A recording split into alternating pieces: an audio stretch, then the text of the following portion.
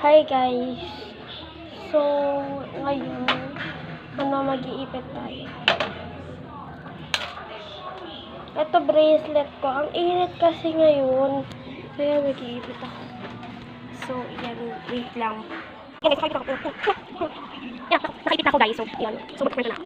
Horror story time! So, kasi guys, nung grade 2 ako,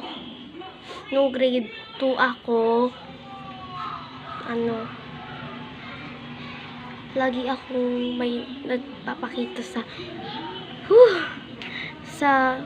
CR ng grade 1. Parang pag nagsusulat kami, may gumaganyan.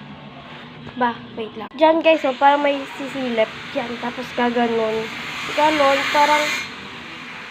parang ang weird. So, part 2. Subscribe.